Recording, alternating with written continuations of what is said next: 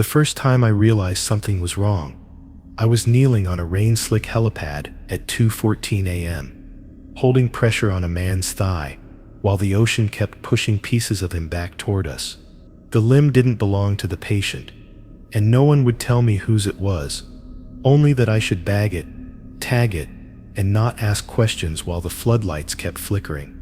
I'd been on the platform 6 months by then, long enough to learn there were 11 strange rules you followed if you wanted to keep your sanity, and longer enough to know I'd already broken one without realizing it. What I couldn't explain was why, when the stretcher doors finally closed, the limb was warmer than the man who was still screaming inside. I didn't learn Rule 1. Never recover a limb unless the water gives it back whole from a manual or briefing. But from the way the supervisor's eyes slid past me when I asked which bag to use. He said procedures were changing and told me to keep my voice down, even though the wind was already stealing half our words and the deck lights made everyone look half erased. I remember nodding like I understood, because understanding wasn't required out here, only compliance, and I was still new enough to think silence was a kind of professionalism. The ocean below the platform kept heaving, slow and deliberate, like it was waiting for us to decide something important. They'd called me out of the clinic with barely enough time to pull on my jacket, saying there'd been an incident on the lower deck during a night transfer. When I arrived, the patient was already supine, blood darkening the grooves in the metal floor, his breath hitching in a way I didn't like. No one mentioned the missing limb at first, which should have been my first clue, because on land that's the kind of thing people trip over trying not to say. Here, everyone stepped around the empty space where a body part should have been, as if absence itself was contagious. The sea had carried the limb up like an offering, nudging it against the platform's support struts until it bobbed there obediently, pale against the black water.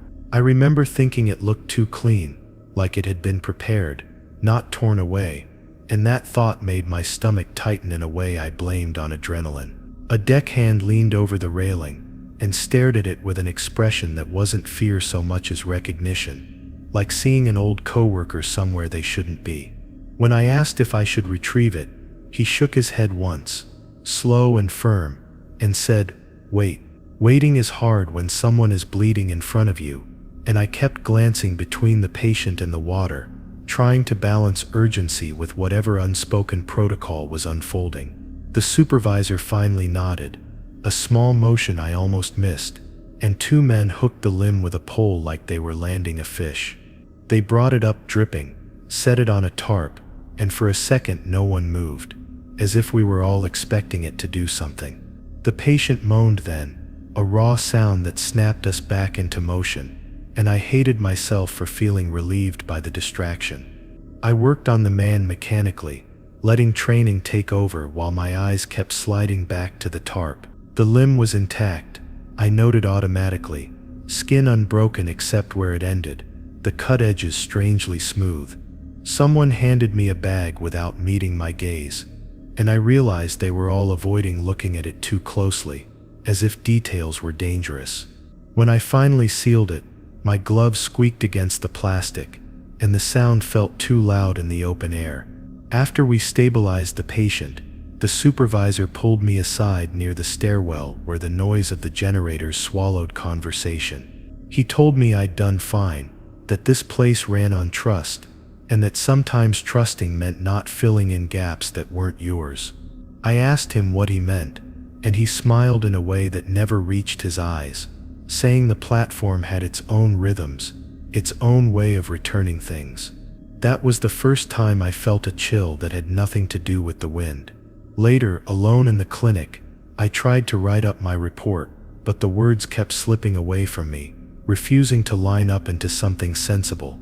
I described the injury, the treatment, the transfer, and left the limb out entirely, because every time I tried to include it, my hands started shaking.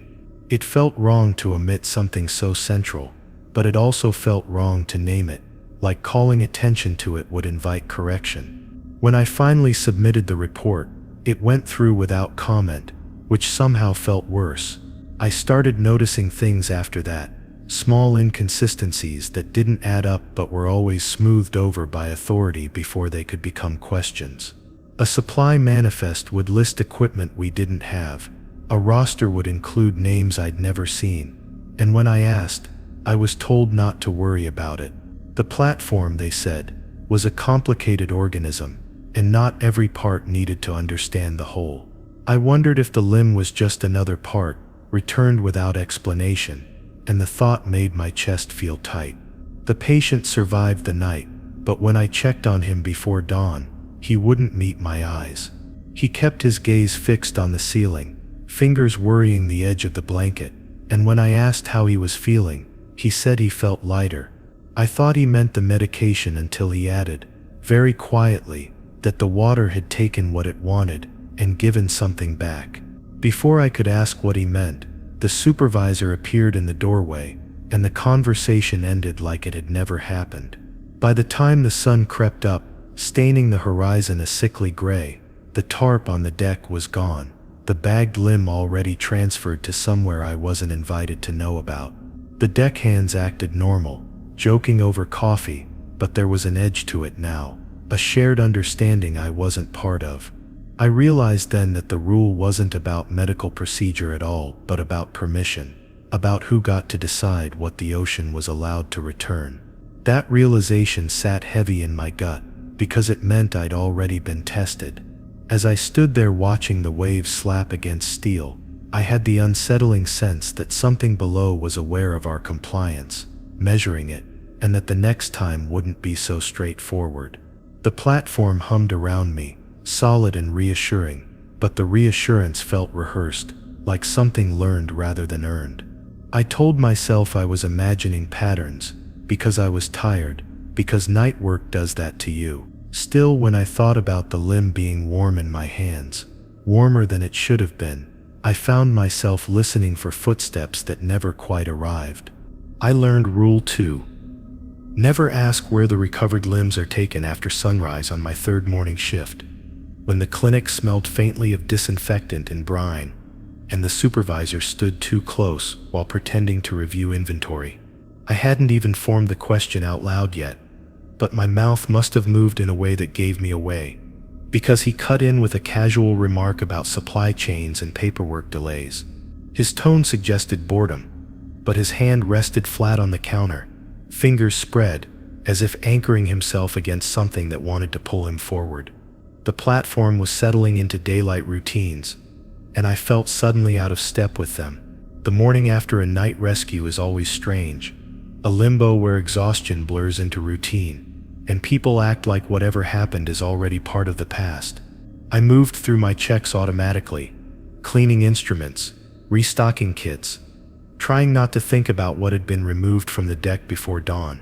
Outside, the sea looked harmless in the pale light, all glitter and gentle motion, and I hated it for that, for how easily it pretended nothing had happened.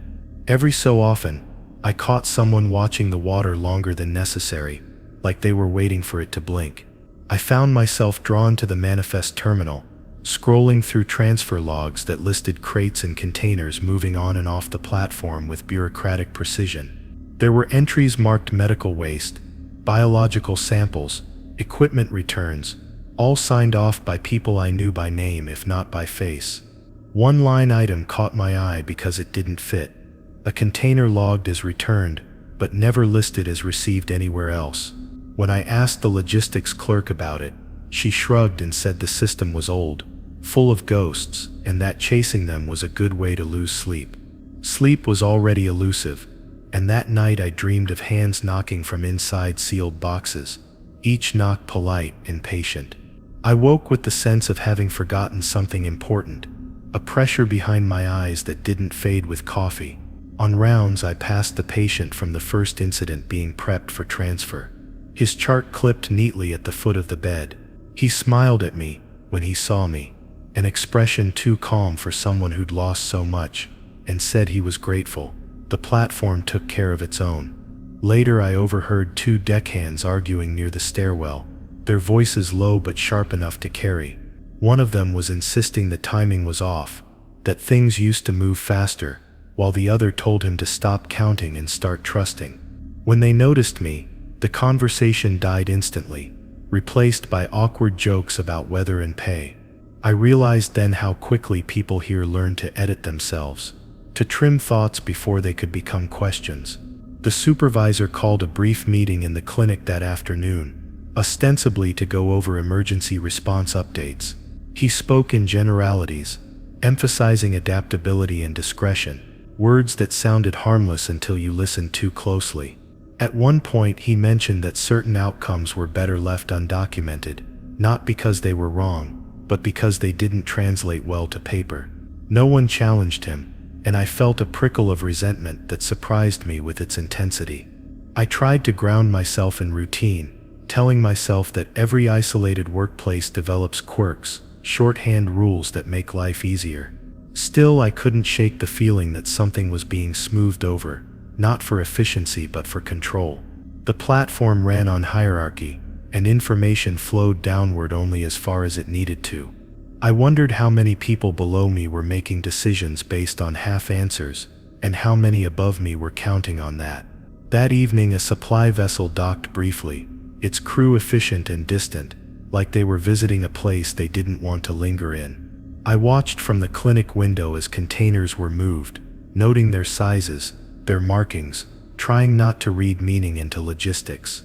One crate paused longer than the others, adjusted by 3 men instead of 2, and I felt a jolt of recognition without knowing why. When it was gone, the deck looked cleaner, emptier, and the sense of wrongness intensified.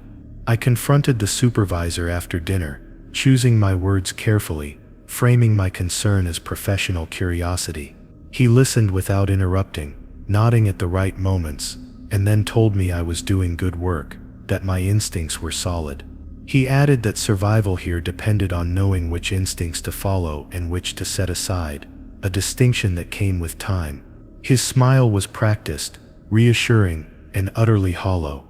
That night, as I lay in my bunk listening to the muted life of the platform, I replayed the day in my head, searching for a moment where I could have pushed harder. The realization that stopped me cold was that I hadn't really wanted answers, not badly enough to risk the consequences I sensed hovering just out of sight. Authority here didn't need to threaten, it only needed to withhold, to let the unknown do the work. Somewhere below, the water shifted against steel, and I found myself wondering how many decisions were being made for me while I slept, and what would happen if one day they weren't. I learned Rule 3. Always log every injury twice, even if the patient seems fine the hard way.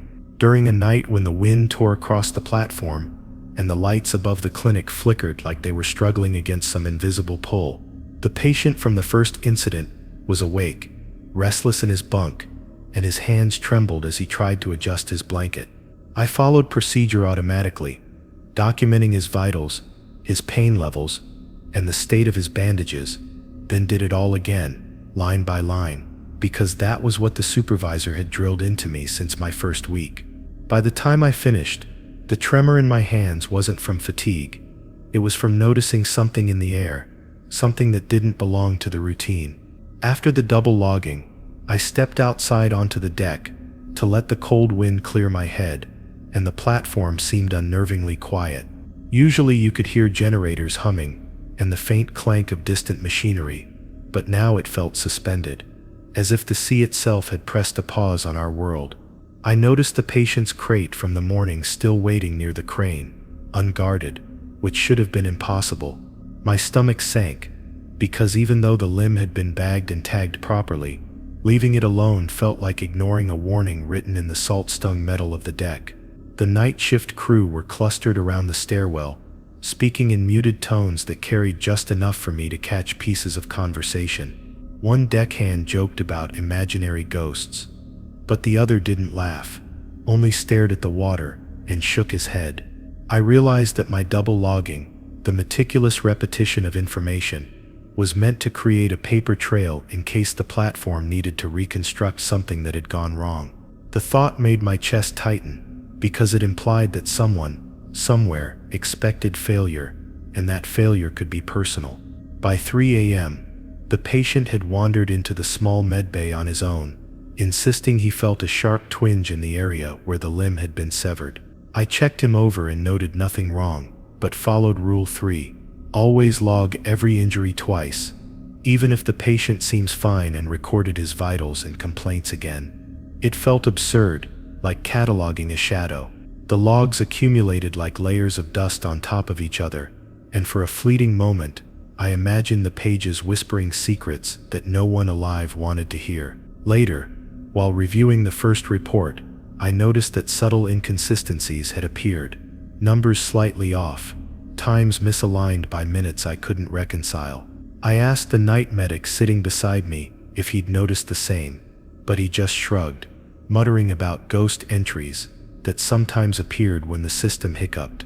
His calm made me uneasy, because the platform rarely tolerated casual anomalies. Something about the way he said it implied he'd already been trained to accept them, and I realized I hadn't been. After my shift ended, I lingered near the stairwell again, glancing down at the water below. The waves caught the lights in strange patterns, like reflections bending toward shapes that weren't entirely waves. I remembered the two deckhands' conversation, and the phrase "expected failure" kept echoing in my mind. The limb, the patient, the logs, they all felt like pieces of a puzzle no one wanted to show me, and I understood then that Rule 3, always log every injury twice, even if the patient seems fine, wasn't about paperwork at all. It was about creating redundancy for memory, so no one could claim ignorance. By dawn, the crane was moving, hoisting crates onto the deck from a supply ship that had appeared silently in the gray horizon. I watched the containers shift, tagging themselves in my mind as potential hazards, and tried to reconcile the calm efficiency with the creeping dread I couldn't name. Even with double-logged injuries, every movement felt like it had consequences that weren't yet visible. I realized that the platform was a living machine of rules, and the logs were veins carrying information through it. Information I hadn't yet learned how to interpret. During the morning briefing, the supervisor gave a general lecture on documentation, emphasizing that meticulous record-keeping saved lives. He didn't mention that the logs also saved memory, but I saw it in the way his gaze swept over the crew, a silent warning about remembering too little or too much. I began to understand that each double entry was less about patient care than about compliance, about embedding a story that could withstand scrutiny when no one else was watching. The thought made me shiver. By midday, I found myself pacing near the medbay, aware that the patient's condition was stable, yet my own unease was climbing. The double entries sat in the system like tiny alarms I couldn't silence, and I wondered how many mistakes had been masked by adherence to Rule 3. Always log every injury twice, even if the patient seems fine. Somewhere below the deck, the ocean pushed against the platform with a persistence that seemed almost sentient, as if it were waiting for me to slip. I realized then that this rule, deceptively simple, carried weight beyond any physical injury. That night, the platform's lights cast long flickering shadows across the deck. I tried to keep busy with routine checks, but my mind kept returning to the logs, imagining them folding into each other like waves converging beneath the steel hull. I wondered what might happen if one entry was skipped, even unintentionally, and the thought of potential consequences made my hands tremble despite exhaustion. The double logging became less about process and more about survival, a quiet acknowledgement that missing a detail could be fatal. By the early hours, I was tracing every step I had taken over the past 3 shifts, replaying patient movements, the collection of limbs, and my own documentation. The sensation of being watched by the crew, by the platform, by the water, was growing, subtle but unrelenting. Every time I glanced at the computer screens, the numbers seemed to shift slightly, as though confirming some hidden pattern. I knew then that Rule 3, always log every injury twice, even if the patient seems fine, was not a guideline, but a lens through which the platform measured me. I ended my shift standing at the railing, staring down at the sea that had already claimed more than anyone could admit. The double logs of injuries felt like threads connecting me to the platform itself, fragile and necessary. I realized the patient from the first incident would never know the full story, and that I might be next if I failed to honor the documentation fully. Somewhere in the shadows, the hum of machinery pulsed like a heartbeat, and I understood that my compliance was only temporary. Something was coming that would test it. The wind whipped across the helipad as I finally stepped inside, exhausted, and I noticed that the charts for other patients were no longer where I'd left them. A chill ran down my spine as I wondered if the platform itself was rearranging my work. Every double entry I'd made seemed insignificant against the vast machinery surrounding me, yet I also knew that skipping one would invite consequences I could not yet predict. I sat in the clinic, staring at the blinking monitors, and understood with sinking certainty that the simple act of recording twice had become my lifeline and my warning. When I finally crawled into my bunk, the hum of generators mixing with the distant pulse of the sea, I realized that I couldn't stop thinking about what might have happened if I'd missed even a single line in the logs. The double entry was not just a precaution, it was a ritual, one that preserved reality in a place that bent it. The day's events replayed behind my eyelids, each step weighted with a gravity I hadn't anticipated. Somewhere deep below the platform, the ocean kept turning, waiting for the next misstep, and I couldn't help but wonder if the water itself kept its own records, parallel to mine. I realized Rule 4: never treat a patient alone during a night shift. When the lights above the medbay flickered, rhythmically dimming and brightening like the heartbeat of the platform itself, I had been alone for nearly an hour, monitoring vitals and cleaning instruments after the patient's morning check, convinced that nothing could go wrong because the previous shifts had been routine. But then a faint thump echoed from the lower deck, almost in time with the pulsing fluorescent lights, and my stomach tightened. I considered calling someone, but the radio crackled with static, as if answering me with a warning. Something about being alone amplified every sound, every shadow, and the water outside seemed to press against the windows, waiting. By the time I adjusted the IV drip, the patient had woken again, murmuring words I couldn't immediately understand, and each syllable carried a tremor that wasn't just fear. The sea beyond the steel walls pressed closer in my mind than it ever did physically, and I realized that Rule 4, never treat a patient alone during a night shift, wasn't about protocol, it was about accountability, about keeping human oversight between us and the abyss. I tried to rationalize the fear, telling myself the platform's hum and the slap of waves was normal, but the shadows of equipment stretched in ways that felt deliberate, like they were observing my hesitation. Halfway through the night, I attempted to check the patient's bandages and noticed a small unfamiliar bruise near his shoulder. I froze, trying to recall if I'd seen it before or if it had appeared while I wasn't watching, and the idea of being alone pressed down on me like a weight. I realized how vulnerable I was. No colleague nearby to corroborate, to intervene, or even to witness my potential mistake. The patient's eyes flicked toward the door, alert, unafraid, but aware. His gaze reminded me that isolation on the platform was not just physical. It could twist perception, manipulate time, and magnify guilt in ways I wasn't ready to confront. Minutes stretched as I considered summoning someone, yet my radio remained dead, the soft hiss and occasional click of static my only company. I walked to the control panel to attempt a manual override, trying not to glance at the shadowed corners of the room, where monitors reflected twisted images of the patient and me. His breathing was steady, almost deceptively calm, and each slow exhale carried a sense of patient patience that unnerved me. I realized that being alone made me hyper-aware of every minor movement, every change in sound or pressure, as if the platform itself was testing my adherence to Rule 4, never treat a patient alone during a night shift. As I readjusted the patient's sheets, a sudden shift in the metal floor beneath my feet made me stumble, and I caught myself against the edge of the medical counter. My pulse jumped, and I realized the platform wasn't merely a structure, it had rhythms that I hadn't yet learned to anticipate. The patient murmured again, pointing subtly toward the ceiling lights, and I understood he had noticed something too. The hum and creaks around us seemed synchronized with my own heartbeat, a constant reminder that isolation magnifies not just danger, but awareness of potential mistakes. I considered leaving the medbay to search for a colleague, but hesitation rooted me in place. Each step outside felt weighted with consequences, as though one misstep could ripple through the platform and into the water below. The patient's gaze followed me, calm yet insistent, and I realized that he understood the stakes more clearly than I did.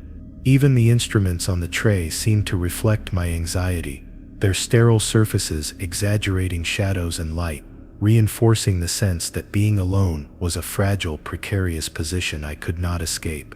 Hours passed, or what felt like hours, as I monitored the patient, double-checking every reading, adjusting every bandage. The room seemed to shrink around me, the walls pressing closer, the floor slanting imperceptibly. I felt the first real pang of exhaustion, the kind that clouds judgment and magnifies perception, and I knew that if I allowed it to take hold, I could make a fatal mistake. The patient shifted slightly, as though sensing the tension, and I realized the importance of Rule 4, never treat a patient alone during a night shift, was not procedural, it was survival encoded into every action and glance on this platform. At some point, the wind outside began to rise, its whispering slap against the platform's supports carrying an almost human cadence. The lights flickered again, and I swore I caught movement in the corner of my vision, shapes too fluid to be shadows. My hand hovered over the radio, torn between attempting contact and staying put, knowing that leaving the patient, even for a second, could violate Rule 4. Never treat a patient alone during a night shift in ways I didn't yet understand. The unease settled deep in my chest, growing heavier as minutes dragged into a tense stillness where every creak and hum seemed amplified. Eventually, the first hint of gray light appeared on the horizon, though the platform still felt suffocatingly enclosed. I had made it through the night without incident, yet a gnawing dread lingered, the kind that comes from knowing you survived by mere adherence to rules whose consequences you only partially understand. The patient stirred, alert but calm, and I realized that while I had followed Rule 4, never treat a patient alone during a night shift, the platform had measured my obedience, and silently, it had judged. I didn't know what the platform recorded, only that some part of it remembered. By the time I left the medbay, daylight brushing the steel surfaces with pale light, the shadows of the night still clung to the corners, insistent and patient. I stepped onto the deck, trying to shake the sensation that someone or something had been watching me closely throughout the hours I was alone. Each rhythm of my breathing felt synchronized to the platform, every step weighed against unspoken expectations. I realized that Rule 4, never treat a patient alone during a night shift, wasn't merely guidance, it was a measure of trust, both given and withheld, and any failure could ripple beyond the medbay into consequences I wasn't yet equipped to face. The patient would continue his recovery without knowing what I had endured, but the night had left its mark. I felt my own awareness sharpened, every shadow a reminder, every metallic echo a warning. Even the simplest tasks now carried the weight of vigilance, because Rule 4 had proven that isolation was not neutral, it was a variable, a silent test, whose stakes were as vast and unpredictable as the water surrounding the platform. I understood Rule 5, never remove a patient from observation without a second medic present during a late shift, when the waves were already slamming against the platform's supports, like a steady, deliberate warning. The patient from the previous night had been deemed stable enough for minimal monitoring, but when I suggested moving him to the small recovery room, closer to the medbay, the supervisor's shadow fell over my shoulder before I could act. He didn't raise his voice, only said, "You know the procedure," in a tone that implied consequences heavier than anything he could have explicitly described. The fear wasn't in the words themselves, but in the stillness that followed, as if the entire platform were listening. The recovery room was narrow, lined with machines that hummed faintly, their lights reflecting off steel surfaces in rhythmic patterns. I tried to coax the patient to walk slowly, keeping my hand ready to steady him, but even as he moved, a part of me felt like we were being watched from somewhere just beyond the walls. Rule 5. "Never remove a patient from observation without a second medic present," echoed in my mind. A reminder that the platform's rules existed not just for procedure, but for control, for ensuring that every step was witnessed and validated. I realized then that moving him alone wasn't just a mistake. It was a breach of a fragile balance I didn't fully understand. Halfway to the recovery room, the patient paused and looked out through the observation window at the dark water below. He murmured something about shapes beneath the waves, too fluid to identify, and I shivered despite the thick jacket I wore. I tried to reassure him, but the words felt hollow, and for a moment I imagined the water reaching up, pressing against the glass, as if it knew we were alone. Every instinct screamed to turn back, to wait for a second medic, yet my training and a creeping impatience urged me forward. The platform seemed to hold its breath along with me. When we finally reached the recovery room, I set the patient down gently, adjusting his sheets and checking the monitors, and a sudden metallic creak from the deck made me jump. It was faint, almost dismissible, but it sounded deliberate, timed almost like a heartbeat against the platform's steel ribs. I glanced at the patient, whose calm face contrasted sharply with my own rising tension, and I realized that Rule 5, never remove a patient from observation without a second medic present, was less about oversight, and more about the consequences of acting alone, in an environment that thrived on collective vigilance.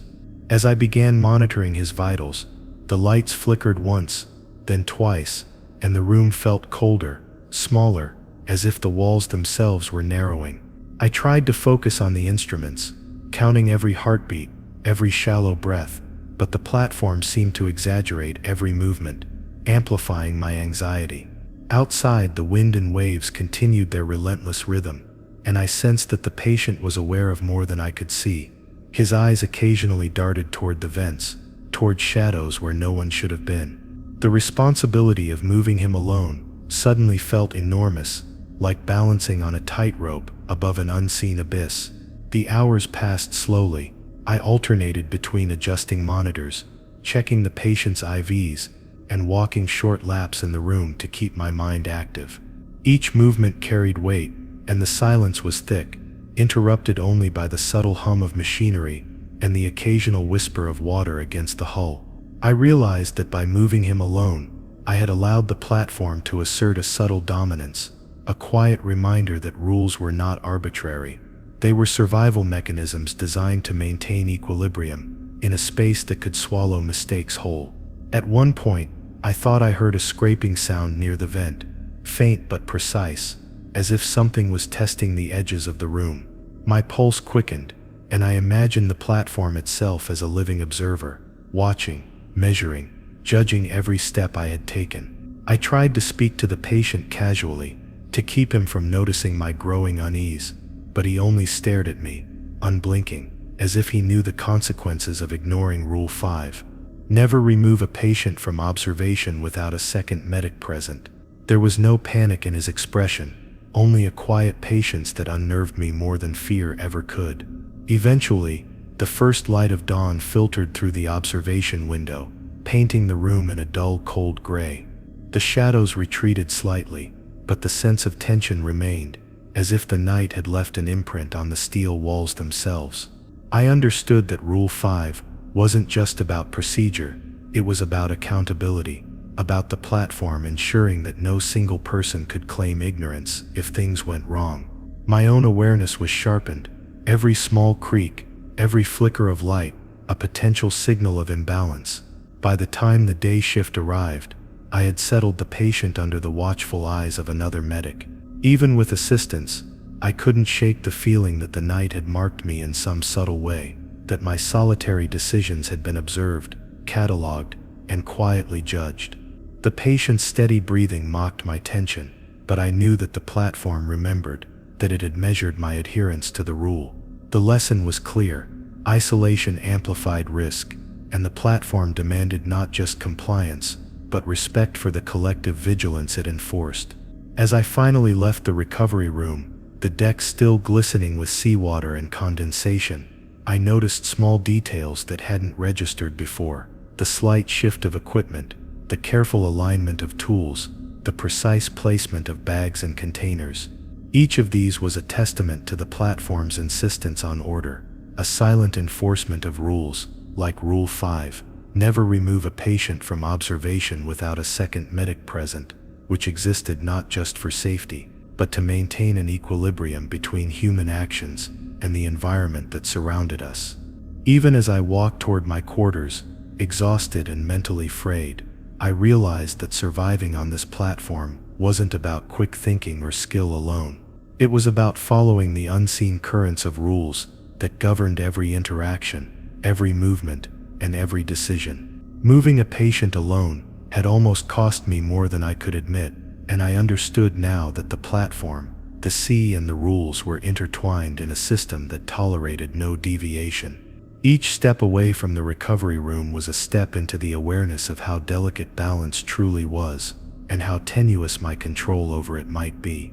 I learned Rule 6, never ignore a patient's sudden silence, no matter how minor it seems. During a night when the wind had risen to a howl, tugging at the platform's cables and rattling the overhead lights in uneven pulses. The patient from the first incident, now transferred to a small observation room, had been talking quietly about the waves and the way the water moved beneath the steel supports. I was adjusting his IV and listening half-heartedly, thinking his chatter was just lingering nerves, when he suddenly went still. His words stopped mid-sentence, and the rhythm of his breathing seemed to pause with them. For a moment I thought it was just him holding his breath, or being distracted, but the room's atmosphere shifted, like the air itself had thickened. I bent closer, checking monitors and vitals, seeing nothing abnormal on the equipment, but instinct screamed at me that something was off. The silence wasn't passive, it was deliberate, purposeful, almost accusatory. I remembered Rule 6, never ignore a patient's sudden silence, no matter how minor it seems, and I realized that my assumption that everything was fine had already put me at risk. I tried to engage him with questions, keeping my voice calm despite the quickening of my pulse. "Are you okay? Did something happen?" I asked, but he didn't respond. His eyes were wide, fixed on the ceiling, unblinking, as if watching some invisible presence. I reached for the call button to summon a second medic, and my hands trembled as I pressed it repeatedly, knowing that any delay could carry consequences.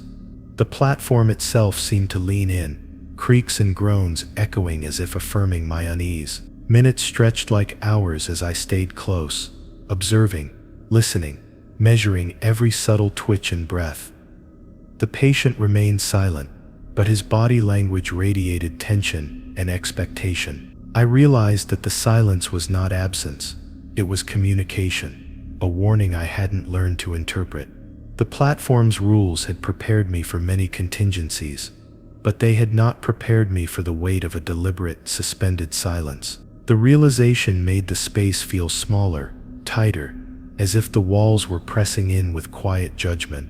I tried to recall the training, the lectures, the manuals that had seemed so straightforward, but none of it applied. The patient's silence wasn't mechanical, it was a force that demanded attention, and ignoring it could unravel everything. I watched his chest rise and fall minutely, felt the subtle tension in his hands gripping the sheets, and knew that Rule 6, never ignore a patient's sudden silence, no matter how minor it seems, wasn't just about monitoring. It was about interpreting cues the body provided before technology could even react. The room's shadows elongated, cast by flickering monitors and overhead lights, struggling against the wind's sway. I noticed that the floor beneath the observation bed had moisture where none should have been, tiny droplets that hadn't been there before. My mind raced through possibilities, each more improbable than the last, but the patient's silence prevented me from focusing fully on anything else. Each passing second felt measured, and I realized that the platform, the sea, and the rules were all watching, demanding vigilance. I moved closer, whispering reassurances, trying to elicit some movement or acknowledgement, but the patient remained still. The air smelled faintly of antiseptic and salt, a combination that had always comforted me until now. I realized that the ordinary sensory cues had become unreliable. Even the smell of the room seemed to carry a tension of its own. I knew then that neglecting even minor anomalies, even a simple pause in conversation, could allow the platform's hidden dangers to intrude unnoticed. Suddenly, the patient shifted slightly, just enough for me to notice a subtle clenching of his jaw. It was almost imperceptible, but the significance of the motion hit me instantly. I recalled stories from other medics about small signals preceding larger incidents, situations that escalated when observation failed. The silence had been a warning, the first tangible sign that something beneath the platform, or within the water, could reach out. My awareness sharpened, each sound amplified, each shadow scrutinized with careful attention. The rest of the night was a careful dance of monitoring, anticipation, and subtle adjustments. I double-checked all instruments, verified the patient's position repeatedly, and stayed hyper-aware of the room's sounds. Every small creak, every hum of machinery, every flicker of light became a signal to be interpreted rather than ignored. The patient's silent vigilance and my active awareness created an uneasy equilibrium, fragile and necessary, each depending on the other to prevent a catastrophe. By dawn, the silence had ended without incident, but the tension lingered, like a ghost echoing through the observation room. I stepped out onto the deck, feeling the wind on my face, and realized that Rule 6, never ignore a patient's sudden silence, no matter how minor it seems, was not just about attentiveness. It was about respect for the platform, the water, and the consequences of assuming that appearances indicated safety. Every action from that night onward was colored by awareness that silence could signal more than just a pause in speech. It could signify the presence of unseen danger, waiting.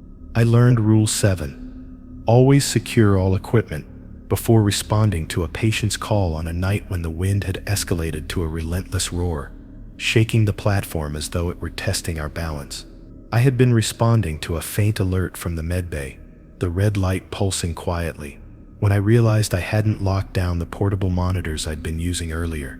The floor beneath my boots was slick with condensation, and each step toward the patient felt like a negotiation between gravity and the pull of the waves below. That's when it hit me. A single misstep with unsecured equipment could cascade into disaster. And the rule wasn't merely protocol, it was survival. The patient, already restless from the previous night's observation, had pressed the call button for reasons unclear to me. I hurried toward the medbay, but the loose cables from the monitors trailed like serpents, tangling around my boots and threatening to pull me off balance. I remembered Rule 7, always secure all equipment before responding to a patient's call, and my hands shot out, catching the cords, anchoring the monitors and dragging them into place. Even in the dim red light, I could see the thin sheen of sweat on my palms, the quick pulse in my neck, the rising sense that ignoring this precaution even for a moment could be fatal. As I reached the patient, I noted the subtle changes in the medbay's ambient sounds. The generators hummed lower, the metal supports creaked differently, and the waves outside sounded distant yet oppressive. The patient's eyes followed my every move, unblinking, assessing, and I realized that these precautions weren't just about equipment, they were about minimizing chaos. Each unsecured item had the potential to amplify accidents, and in an environment as unforgiving as the platform at night, amplification meant danger multiplied. The patient spoke softly, asking for water, then paused, eyes narrowing toward a corner of the room. I checked the cabinets and trays quickly, making sure nothing was loose. Even the smallest item, syringe, clamp, folded sheet, could become a projectile if ignored. My pulse thumped in my ears as I arranged everything meticulously, aware that any lapse could ripple into consequences not yet visible. The rule's repetition in my mind was a lifeline, a structured mantra to combat the chaos that the night and the platform conspired to create. As I adjusted the IV line and checked vitals, I noticed a cable from a nearby monitor dangling perilously over the edge of the bed. My hand shot out instinctively, securing it before responding fully to the patient's requests. Even the tiniest neglect could trigger accidents with cascading effects. A trip, a spill, a disconnection that might go unnoticed until it was too late. The platform demanded obedience to its rules, a recognition that every precaution built a buffer between life and disaster. My awareness sharpened with each careful motion, every adjustment a quiet acknowledgement of the platform's relentless logic. Time stretched, or perhaps my perception of it did.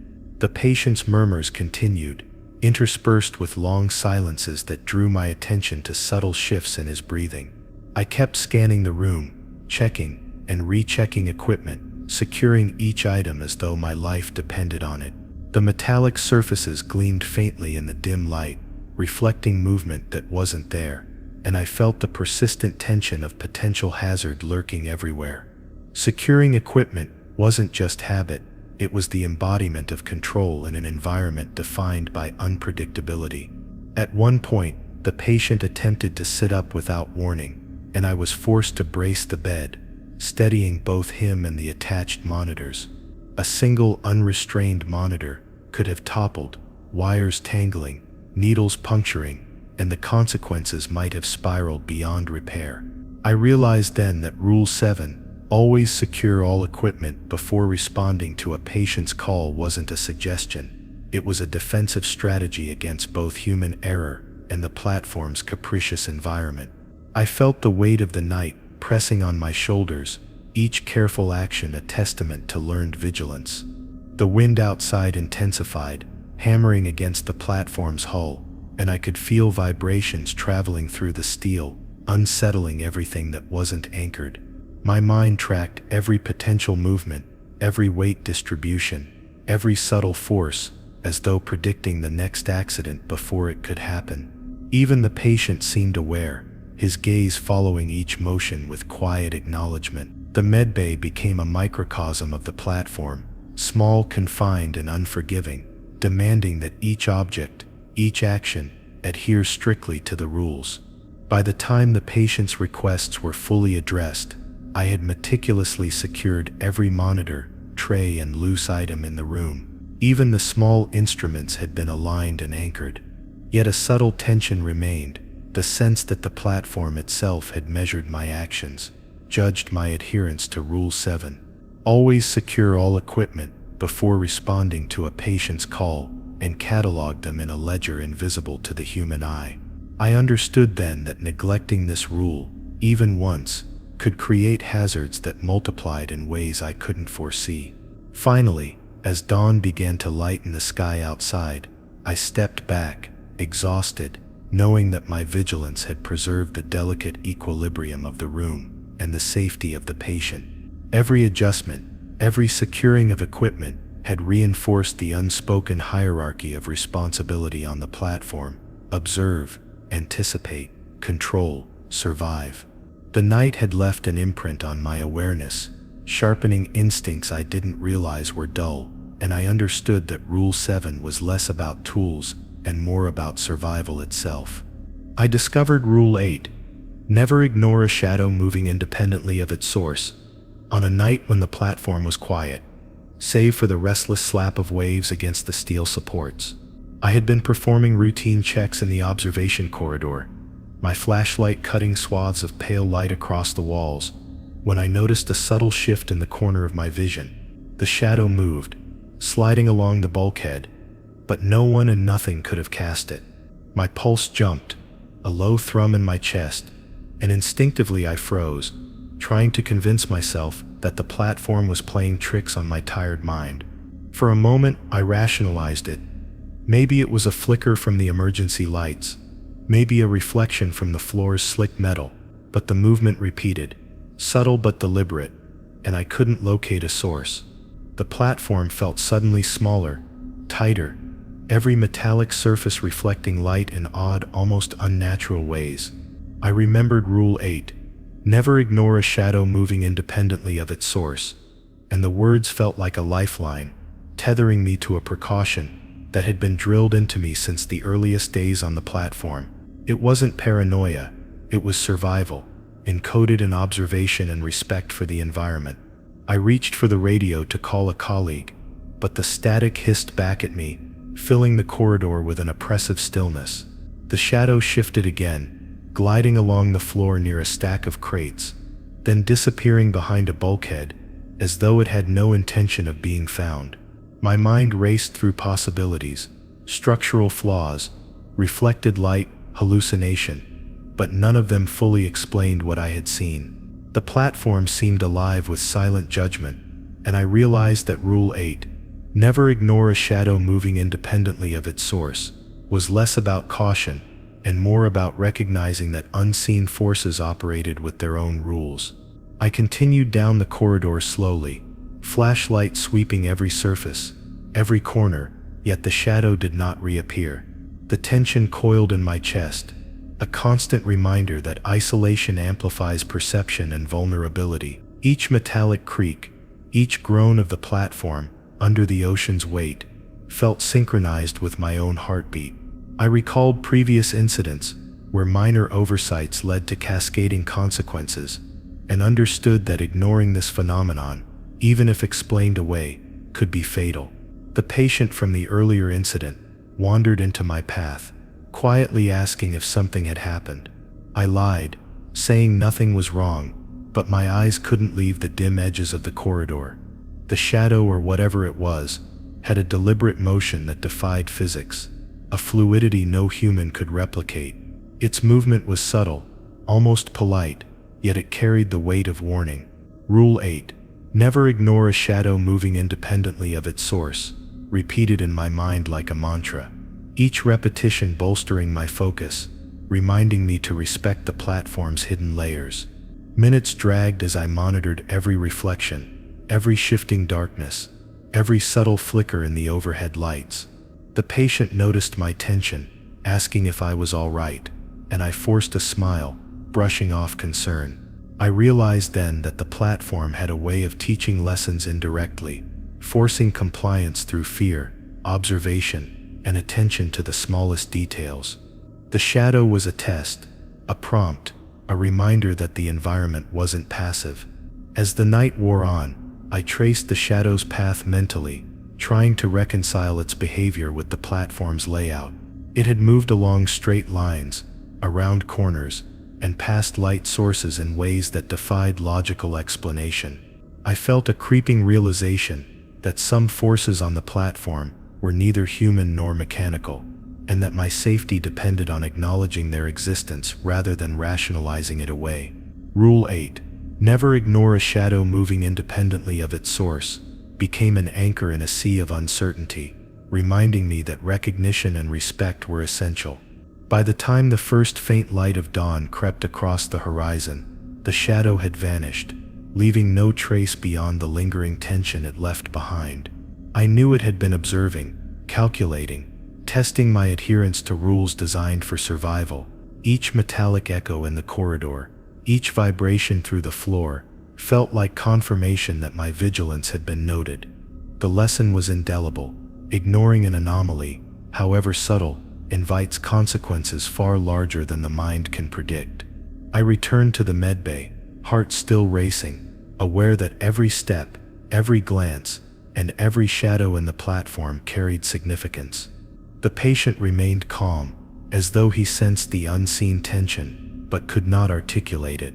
I understood that Rule 8, never ignore a shadow moving independently of its source, was not just about observation. It was about humility, about recognizing forces beyond comprehension, and acting with respect and caution. That night had reinforced what I had begun to understand. Survival on the platform required meticulous attention to everything, even what seemed impossible. I learned Rule 9. Never take shortcuts during emergency drills, even when no one is watching. One night, when exhaustion had blurred the line between vigilance and complacency, the platform had scheduled a surprise drill, and I was already running on 4 hours of broken sleep.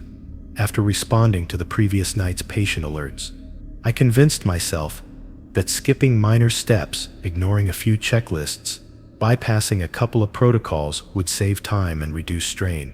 The warning felt reasonable at first, but the moment I stepped onto the wet deck without securing my harness fully, the platform seemed to tense, its steel supports creaking under the invisible weight of its own scrutiny. During the drill, I noticed my colleagues executing every step with deliberate precision, their movements sharp, measured. Even the newest recruits seemed to adhere instinctively to the protocols. I felt exposed in my shortcuts, every skipped step amplified by the flickering floodlights that traced the platform in pale patterns. The drill was designed to simulate emergencies, equipment failures, sudden patient collapses, structural alarms, and each scenario punished error without hesitation. I understood, as the supervisor's voice crackled over the radio, that my disregard for Rule 9, never take shortcuts during emergency drills, even when no one is watching, could have consequences far beyond embarrassment. The first simulated emergency required securing a patient dummy while the deck tilted slightly under artificial wave pressure. My mind, clouded with fatigue, had skipped verifying the restraint systems, assuming the dummies were anchored properly. The moment I leaned down, the dummy shifted unexpectedly, and my heart leapt as I struggled to prevent it from sliding across the deck. The supervisor appeared at my side silently, noting my actions with unflinching eyes. The reprimand wasn't verbal. His silence was heavier than any words, carrying a lesson I could feel deep in my chest. Rule 9. Never take shortcuts during emergency drills. Even when no one is watching, replayed in my mind, its gravity unmistakable. I moved to the next station, where a fire simulation had been triggered in one corner of the deck. The hoses, pumps, and valves all required careful setup. One misstep could render the exercise ineffective, or worse, cause real injury. I forced myself to slow, to retrace each step I had previously skimmed, double-checking every connection. The patient dummy for this scenario was positioned near a loose panel, and I imagined what would happen if an actual person were in its place. The drills were meticulous because the platform demanded perfection, and the smallest deviation, shortcut, or oversight was a lesson paid in anxiety and consequence. Halfway through the drill, the wind picked up, rattling metal and swaying the platform as though testing our readiness. I realized that the minor errors I had hoped would go unnoticed were amplified by the environment. Loose straps, unsecured tools, and skipped steps could cascade into cascading failure. Every creak in the supports, every fluttering of the lights, seemed timed to remind me that the platform observed, even when no one human did. Rule 9. Never take shortcuts during emergency drills. Even when no one is watching wasn't about compliance. It was about cultivating instinctive caution that carried over to moments when lives depended on it. By the time the drill concluded, I was drenched in sweat, heart still hammering, every nerve on edge.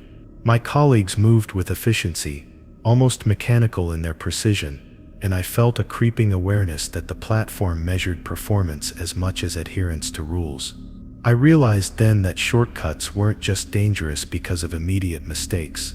They trained the mind to ignore potential hazards, to assume control where none existed. The platform was a machine of rules and observation, and my lapse had been a test I almost failed. Later, in the quiet aftermath, I walked past the observation windows, noting the subtle shifts of the waves against the hull, the shifting clouds overhead, and the slow rhythm of the steel supports. The night's lesson weighed heavily. Even in simulations, the consequences of neglect, or perceived neglect, were real. I recalled every minor shortcut I had taken, and each one felt magnified, a warning whispered through the creaks and hums of the platform. Rule 9. Never take shortcuts during emergency drills. Even when no one is watching was not simply a guideline, it was survival encoded in routine, a test of vigilance when oversight was absent. By dawn, the drill logs were reviewed and corrected meticulously by supervisors, the gaps I had left silently recorded. The knowledge that every action, every skipped step, had been noted, reinforced a tension I carried through my shift. I understood that the platform did not punish in obvious ways. It taught through observation, through quiet consequences, through an environment that made you acutely aware of your own mistakes. Every step forward, every patient interaction, would now be shadowed by that night, by the subtle reminder that Rule 9, never take shortcuts during emergency drills, even when no one is watching, applied in every moment, whether simulated or real. The patient I had been monitoring earlier stirred in his bed, and I double-checked the monitors and restraints with renewed care, ensuring that even minor oversights were corrected. Each adjustment reminded me of the drill, of the lesson learned, of the rule's weight. Fatigue still pressed at my mind and body, but the awareness was sharper now, honed by recognition that the platform's rules were not abstract. They were living guidelines, enforcing safety and discipline through repetition and consequence. That night had carved the truth of Rule 9 into every thought and movement, an invisible tether keeping me aligned with survival. Even as I finally stepped out onto the deck, letting the wind and waves cool my skin, I realized that adherence to drills, no matter how tedious or seemingly minor, ensured readiness. The platform didn't forgive laziness or assumption. It demanded total attention, total respect for every detail.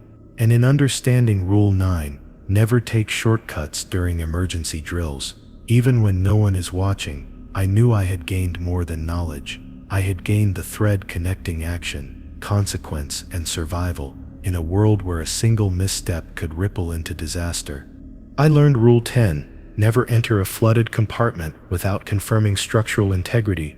The night a storm had turned the ocean into a relentless churning mass against the platform's hull. Water had leaked into one of the lower compartments, a slow, insidious rise that crept over the steel floor in uneven layers. I was sent to investigate, boots squelching through the cold, brackish water, and every instinct screamed caution. The metal groaned beneath me, faint at first, then louder as the waves hammered the platform's supports, and I realized that stepping further without verification could mean falling into a trap I might not survive. The dim emergency lights reflected on the water's surface in fractured patterns, casting shadows that seemed to shift independently of any tangible source. I tested each step carefully, hammering the floor with the tip of my boot before trusting it to hold my weight. The water swirled, carrying debris, tools, wires, and loose crates, reminding me that even a simple misstep could dislodge something heavy or dangerous. Rule 10, never enter a flooded compartment without confirming structural integrity, echoed in my mind, a mantra tethering me to caution, while the platform itself creaked ominously beneath the storm's assault. As I moved deeper, I could feel the pressure in the walls and the subtle flecks of steel under the rising water. The compartment was larger than it appeared on the schematics, but each step revealed corrosion, stress marks, and the telltale shiver of tension in the beams overhead. I crouched, checking bolts and bracing points, whispering to myself to slow down, to remain methodical. The patient I had been monitoring earlier, now awake and anxious, had called out from a safe distance, his voice muffled and distorted by water and steel. I reassured him, though my own voice trembled, as the significance of Rule 10, never enter a flooded compartment without confirming structural integrity, settled into the marrow of my bones. I tested a hatch that led to an inner corridor, the water around it reaching mid-calf, and noticed a slight give in the floor near the edges. One wrong move, and the steel could bend or shift, possibly pinning me beneath a section of deck I had not accounted for. My breath quickened as the storm outside made the platform shudder, and I realized that this rule wasn't merely about safety, it was about respect for the platform's vulnerability and the ocean's latent power. Even years of experience couldn't erase the primal caution it demanded. I worked methodically, checking supports, tapping the walls and floor, noting the way the water rippled with each vibration. The flood water carried an odor of rust, oil, and something faintly metallic, like iron in the blood, and I fought the rising nausea as I focused on the task. Even with the storm screaming outside, every subtle movement mattered. A dislodged cable, a loosened panel, a misjudged step could cascade into a disaster far worse than a single fall. The compartment seemed alive with tension, every groan of steel and slosh of water, a reminder that Rule 10, never enter a flooded compartment without confirming structural integrity, was not an arbitrary guideline. As I continued, I found tools and crates partially submerged, some floating, some wedged under structural supports. Each obstacle demanded caution. Moving them recklessly could destabilize the area further or trap me. The shadows created by my flashlight shifted across the compartment like living entities, and I found myself pausing repeatedly, listening to subtle differences and echoes, in the water's response, in the vibration through my boots. I realized that even a simple inspection required focus so intense that it bordered on obsession, a necessary obsession for survival in a compromised environment. The patient's voice called again, faint through the emergency intercom, and I reminded him gently to remain in a safe zone. My attention flicked back to the rising water near a hatch I had yet to check. A loose plate vibrated slightly with each wave striking the hull, and I braced myself to assess it fully. My hand hovered over a support beam, testing its stability before I dared to step closer. The thought of violating Rule 10, never enter a flooded compartment without confirming structural integrity, kept me from rushing, from succumbing to impatience, and I realized that the platform itself seemed to reward measured, deliberate movement. Minutes passed, or maybe hours, before I reached the farthest edge of the compartment. The water was knee-deep now, swirling around partially submerged beams, and I could feel the slight give underfoot with each careful step. Every sound amplified, the drip of water from the ceiling, the shifting of loose debris, the subtle groans of stressed metal, and I moved in synchrony with it, methodical, deliberate, aware that one misjudged motion could lead to disaster. Rule 10, never enter a flooded compartment without confirming structural integrity, was not merely a guideline, it was a lifeline threaded through every careful movement I made. Finally, I reached the far wall, checked a support brace, and tested the hatch again, confirming it could bear weight safely. The relief was brief, because even as I took my first careful step back, I could feel the storm outside continue to test the platform's resilience. The compartment had become a microcosm of the platform itself, unpredictable, powerful, and dependent on respect for its rules. Even returning to dry areas demanded vigilance, each movement measured against the unseen pressures acting on steel and water alike. By the time I emerged fully, drenched and shivering, I understood the unspoken depth of Rule 10. Never enter a flooded compartment without confirming structural integrity. It wasn't about avoiding injury alone.